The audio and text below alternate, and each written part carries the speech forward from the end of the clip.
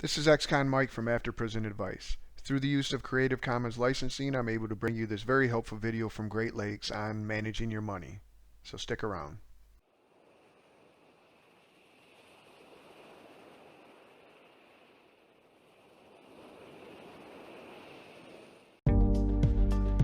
Maintaining a budget. Check out this section to learn smart ways to save, how to stay on track, why you need to revisit your budget regularly. Now that you've started thinking about budgeting, it's common to ask two questions. How can I boost my income? And how can I reduce my expenses? When tackling the first question, it's important not to increase student loan borrowing to boost income. You may qualify to borrow more, but it's wise to only borrow what you need. If you can find a way to borrow $2,500 less in student loans for 4 years, you could save almost $15,000 in student loan payments. If your schedule is already jam-packed or you've exhausted all employment options, the next best way to make your budget work is to reduce expenses.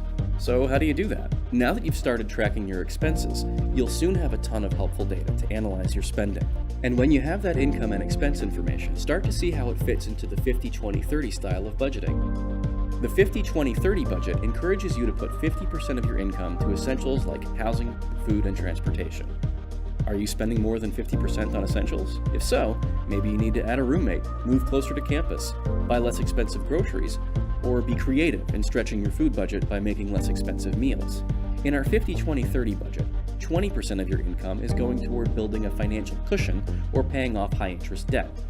That may seem impossible to you right now, so before we take on that battle, let's talk about the final 30% of your budget. This 30% of your budget is for lifestyle choices. These are your non-essential expenses. And here's a good example of how to differentiate essential versus non-essential expenses.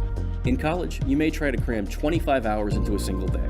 The end result may be a need for a daily cup of joe. Buying grounds at the grocery store and brewing up a cup for about 50 cents can be part of your essential budget. However, buying a $4 coffee at a cafe is a non-essential expense and must be considered a lifestyle choice. Grocery store food is essential. Dining out and paying for someone to whip up your coffee instead of making it at home is non-essential. Highlight your non-essential expenses in your money journal. If you find they're more than 30% of your budget, determine what could be cut. Find the items that give you the least amount of enjoyment and create ways to cut them from the budget. Can you cut cable, ditch your gym membership, eat in, share wireless, skip movies, or eliminate ATM fees? All of these are non-essential expenses. Your desire to cut these expenses could be even greater if you're using credit cards to finance these luxuries.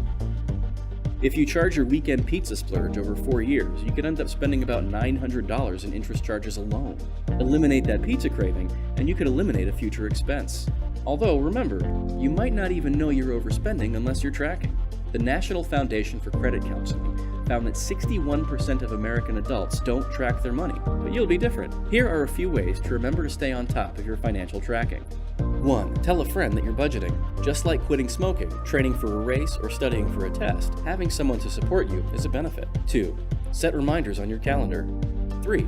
Make it part of your evening routine. Brush your teeth, wash your face, track your daily spending.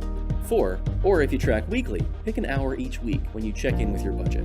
Once tracking has become a habit, make sure you're revisiting your budget frequently because your costs will fluctuate. Say you have a job on campus. It's convenient and works around your academic schedule. Because it's so close, your transportation costs are low. However, you're in a great internship downtown and have to take the bus or even pay for parking. You'll have to see how you can squeeze this added expense into your budget. Having flexibility to adjust your budget is important. Happy budgeting!